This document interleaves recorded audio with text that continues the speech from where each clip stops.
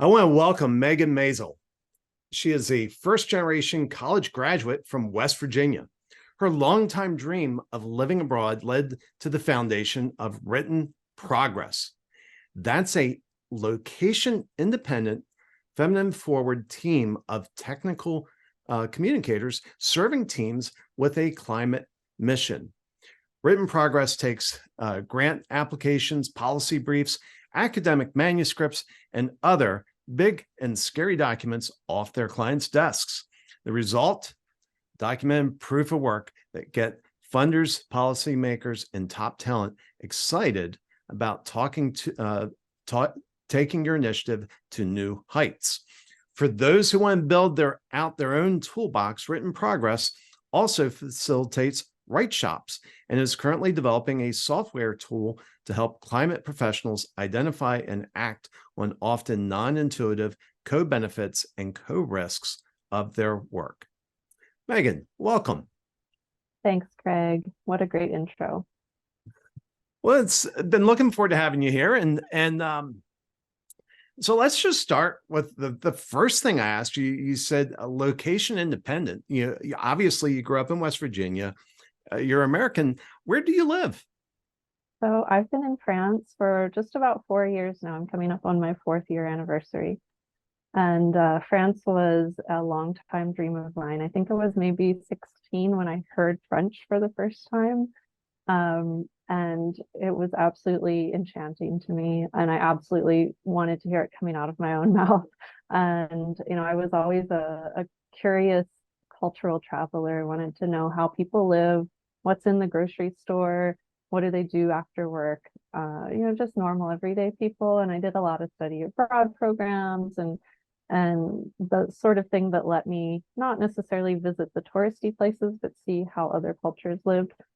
The French was always there. And so even after I had established a career in the United States, I was still hell-bent on getting to learn French and to spend time in Europe. And so I sorted out eventually how I could keep my career going more or less with a few bumps in the road and transition to being able to choose where I was working from.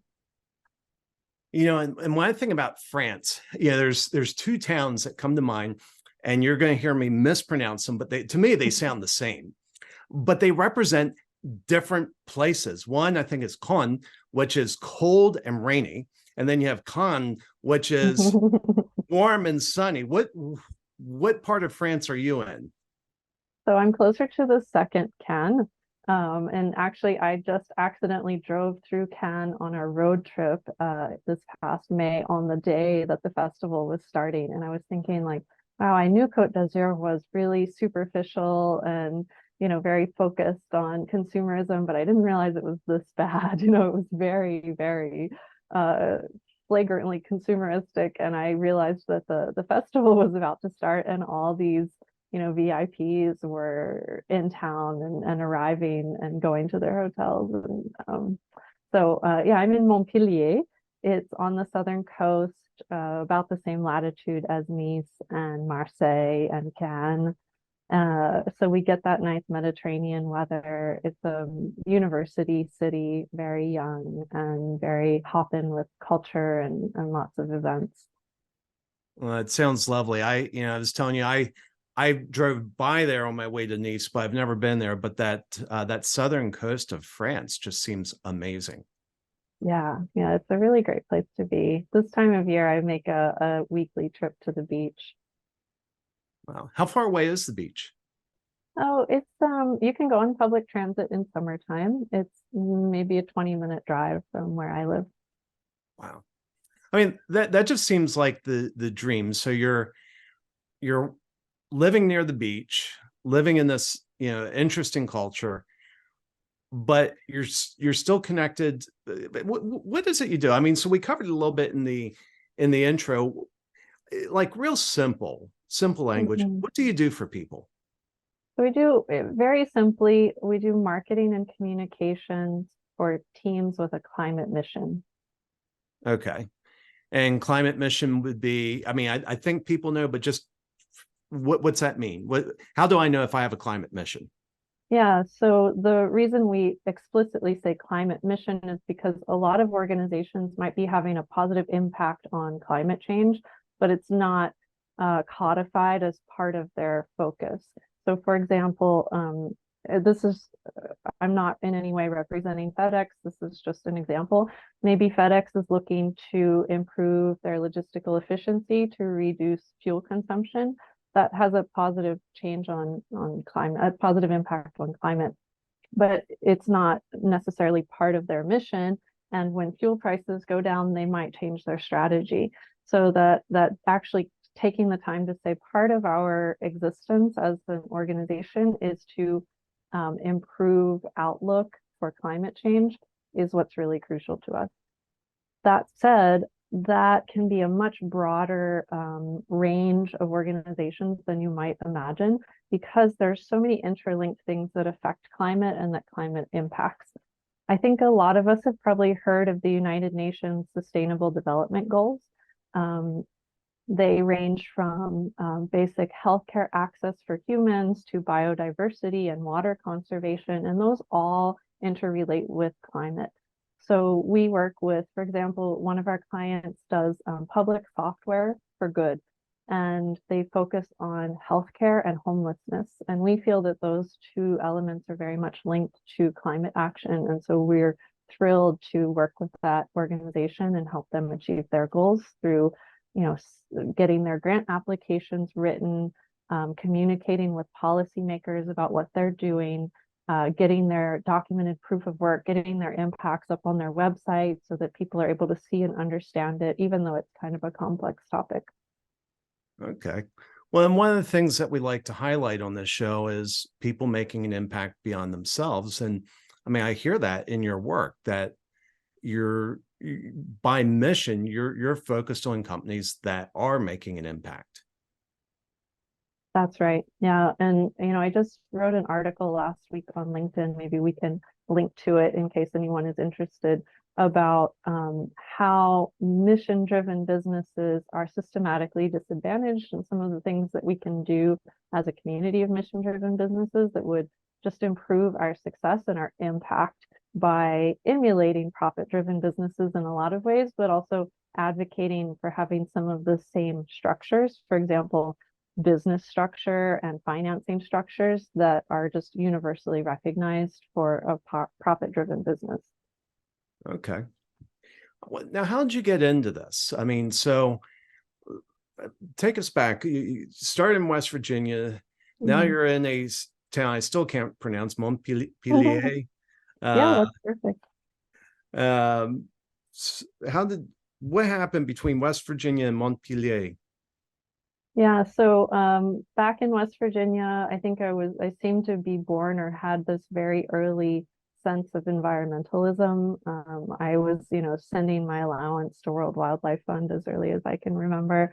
And so when I went on to university to study, that was an obvious choice for me to study the environment. And I was particularly interested in how the human condition, for example, do we have healthcare access, how that impacts the environment.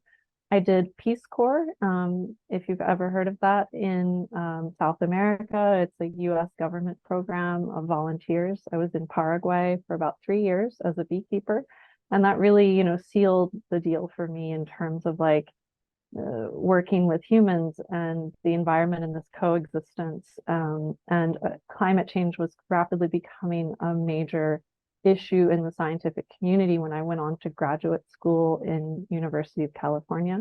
So that was a natural focus of my studies in community development and sustainability.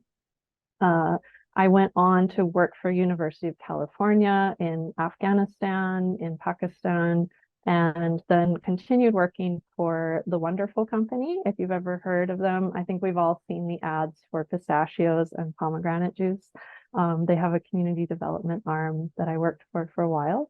But, I was constantly thinking, why am I sitting at this desk writing? I was always the writer on every team I was on, no matter what project in what country.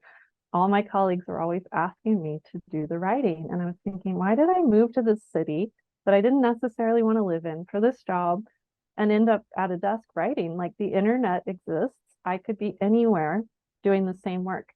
And being that, natural traveler and having that dream of living in France, I was really thinking like, I could do this from anywhere. I could be doing this from Europe.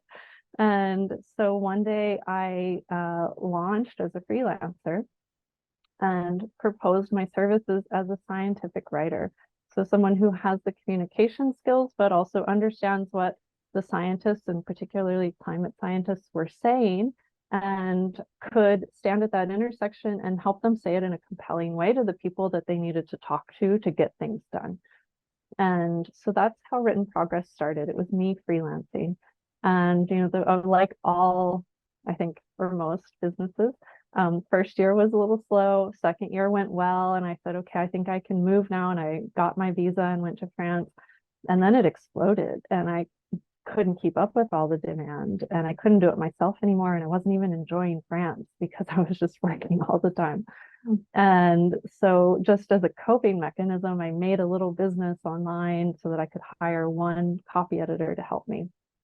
And over the past 3.5 years of the business being in existence, everything we've done has been a response to demand. And even bringing on team members, clients would say, oh, you live in France, can you do work in French? We have this project in Niger. And I would say, no, you don't want me to work in French yet. I'm still learning, but let me find somebody. So I would tap my Peace Corps community and find someone who could do this work.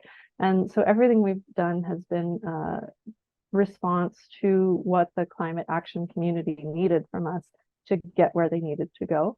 And that's brought us to where we are today. It's an amazing story. And you tapped into something there that I think is important. And I'm going to, in terms of writing, I think being able to connect with people is so important, but it's about more than just language. So obviously you speak French, and you very humbly say your French is not quite there, but even being able to write in French, isn't there something more than just having the language? Yeah, absolutely. It's such a good point. When, for example, I was living in France already when I was getting those requests from clients to do work in French. And when I would mention this to a friend casually over coffee, they'd say, well, I speak French, I can do it. And I'm thinking like, there's so much more than just speaking the language, like what percentage of the English speaking world would be qualified to do the work we're doing? Not that it's the most difficult in the world, but just like who fits into that niche? It's a very, very small percent. And so I assume that the same is true of the French speaking community and any other language, really, that it's really an intersection of multiple skill sets where you're highly empathetic. You can put yourself in the shoes of the reader or the listener very effectively and connect with what they care about and start there and build toward the topic at hand. That you have the technical expertise to understand what the scientist or the engineer wants to say, and you can preserve the integrity and the detail of that. And you also know how to get it all into the software that you're using, be that Microsoft Word or any other software, and to create a beautiful, like visually compelling document as well. Yeah. And I think there's so many cultural elements, and maybe they're less distinct, moving within Western nations and Western languages, but they're still there. Mm-hmm. There are things, for instance, when I'm reading something in English, I can almost always tell if the writer's from the UK or from the United States. Right. The way they say things, the way they, even spellings of words, but beyond that, the way they communicate ideas is different. And there's a cultural element to that. So Yeah. and I think, I think that's very wise. It would be easy to say, yeah, I speak French, we're going to take this on.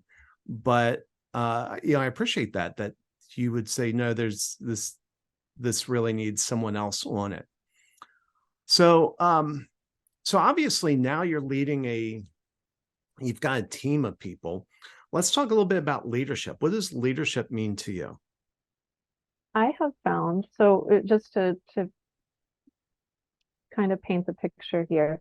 I lead a fully remote team, meaning that I've never met some of the people on my team in real life. We're all women, coincidentally. And as part of the structure of the business, it's important to me that everyone have a personal sustainability. So that means she gets to choose where she works. She gets to choose when her productive hours are and to work during those hours. And she gets to choose when she says no to new work, when she wants to take time off. You know, it's just like, let us know that you're not going to be there, and that's it. There's no process, there's no permission, there's no limit. So within all that, how do you create culture, workplace culture for gold standard work and certain motivation and expectations for self and recognizing the value of your teammates? To me, that has been the great work of leadership on this little team, is to create that culture at a distance, and to ensure that it's not just upheld, but that everyone is really truly excited about buying into that sort of culture. And it's been something that I expected I would be bad at because I'm an introverted person, and that I've been pleasantly surprised to have good results in. I won't go so far as to say that I'm good at it, because I think you have to do things many times before you're confident that you're really, truly good at it. Maybe it's just a stroke of luck, but we do have a really wonderful team culture. We have very high retainer. You know, everyone has been on the team for at least a year, if not the full 3+ years of our existence. And, you know, we cry together, we laugh together, we spend a lot of time talking through challenges and personal development and boundaries and what we want to learn next and what our personal goals are, and spending a lot of time talking about what we want the organization to be. And in some ways, it's scary to give up that control as a leader of what the organization is going to become. And I've personally found it to be a great relief, because everyone on the team is at least as intelligent as I am, if not more. And so inevitably, I find that we come up with more interesting options and more creative solutions when I'm listening to them than when I'm talking at them.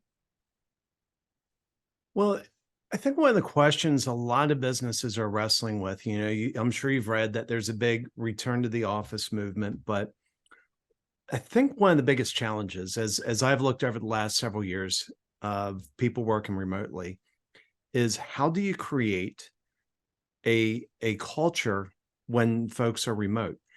What have you learned? What could you share with others as they're looking at creating, maintaining or creating their own remote culture? Yeah, so we were remote before COVID, and it changed nothing about how we operated, because we were already doing that kind of before it was cool. And then I found during COVID that I had kind of lost this like unique value proposition, because everybody was remote all of a sudden.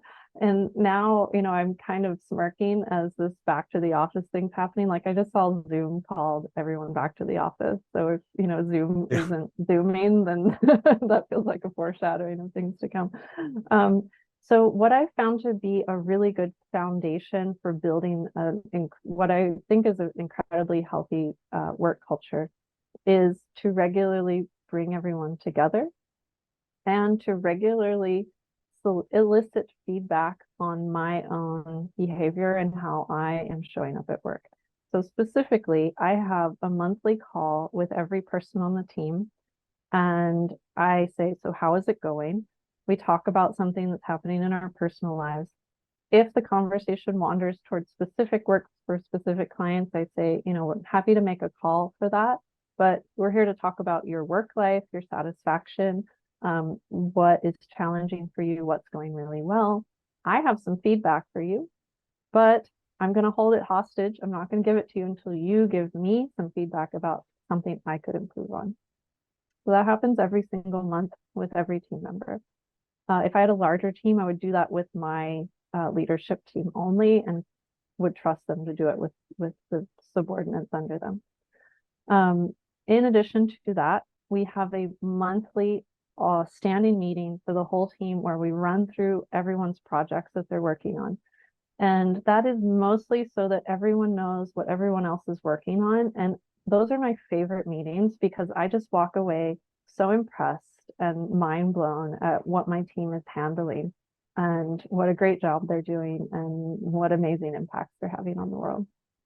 And then we have a quarterly meeting that we call the Witches Brew. And that is it's a 2-hour meeting. It's visioning, it's brainstorming, it's talking about what we love doing.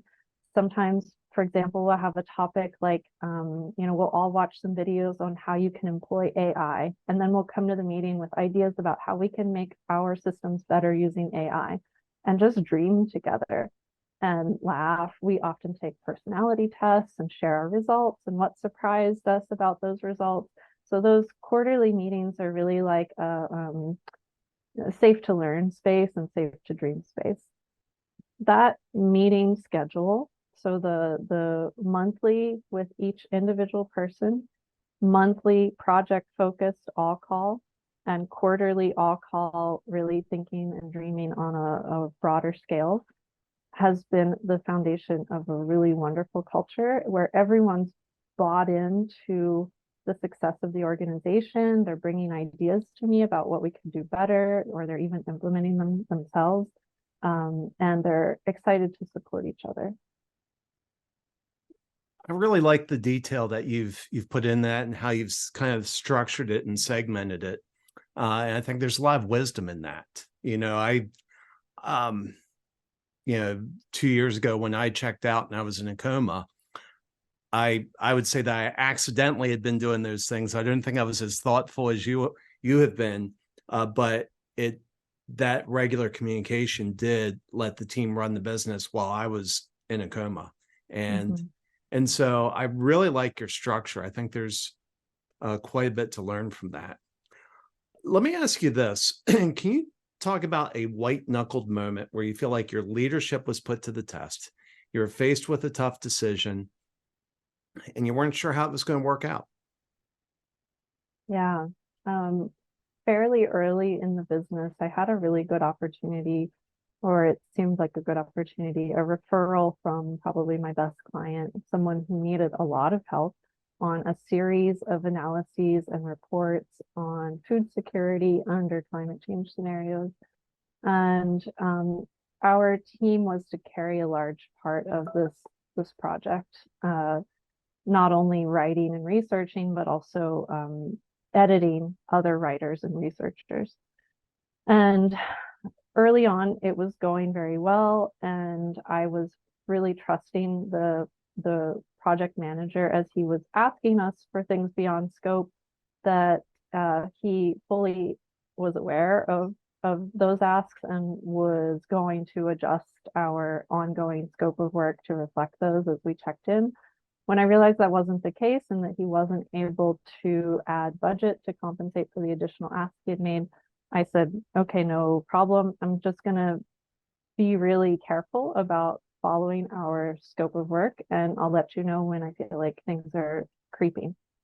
And unfortunately, the relationship really started to sour when I would set those boundaries and say, I think this is pretty far outside the scope of work. Unfortunately, if you're not able to adjust, then I won't be able to do that within the budget that you set for us. And this accumulated into a really perfect storm where he would hold invoices hostage and fail to respond and not pay us. And I was also still having my team work to try to get to the next deliverable to invoice so that we could it was kind of like I needed to decide, do we stop now and acknowledge that we definitely won't get paid because we're not reaching the deliverable, or do we keep pushing to reach the deliverable in the hope of getting paid eventually? And I, of course, needed to compensate my team while they were working. I had nearly my whole team logging hundreds and hundreds of hours on this project. And I stopped paying myself completely. We had almost no money in our account. I was living off of savings. It was the only time since I had left my job that I'd had to live off savings. And this person almost shut down our organization. And it was only through other Good Samaritans in his organization that we eventually did get at least partially compensated for the work, and that, we were able to keep the organization running. It was a tough time. My team loved the work they were doing. It was high impact work on food security and agriculture, and getting to work with all these climate scientists, and they were having a great time. And I was doing my best to protect them from the chaos that was happening at the project management level, and to ensure that they were fully and promptly compensated for their work, and also was facing my own like personal financial demise, and thinking, I might have to get a job soon. I can't run this organization and hold a job. It felt like placing bets, where there were so many factors outside my control. That was probably the biggest white knuckle moment. And then the second most white knuckle moment was when I was asked to respond to questions, because that very same person was being investigated for similar behavior by his organization. And, I thought, like, do I put us on the line? Do I give fodder for gossip or reputational damage, or do I do what's right, and respond to the investigators' questions so that they can make an objective decision? So both of the white knuckle moments came from the same person. Wow, that's, and that, I think anybody that runs any type of agency, does any type of work, at some point has faced the non-paying client. And it's a real challenge in how to handle it. But it also, I think, is a reminder of the importance of being very careful in the clients that you work with. But my 2 cents for people out there that hire folks like Megan, if you want the best work, if you want to stand out and get the most amazing work, be the fastest one at paying invoices, because nobody does that. And Megan, I don't think your fees are going to impact the cash flow enough, to change the course of the company. And so if people pay folks like you faster, doesn't that impact the way you work?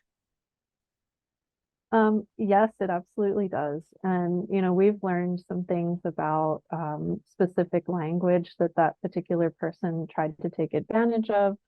For example, we use word counts instead of page counts, because we were getting, just like itty bitty font and no margins to cram like 1,000 words onto a page, to force our hand on doing more work than what we had committed to. So we've learned about being precise, and have also always appreciate, someone who pays rapidly. I would offer, and I fully agree with you, that's such a gesture of goodwill to pay promptly. And some other things that someone who perhaps find themselves in a challenging situation or unable to pay a consultant or a service provider, just communicating, saying like, hey, this is our budget. We're really limited. What can we do with that? And how can we make sure that we get it across the finish line with that amount of budget? Or this has come up. I'm so sorry. Like, what can we do to wrap up the project promptly, recognizing that I'm not going to be able to pay you? Just that sort of, like, again, goodwill gesture of, I want everybody to get a fair shake, is more than enough. I think we all know that unexpected things happen too. Yeah. Well, Megan, this has been great. Thanks for coming on Leaders and Legacies. How do people reach you?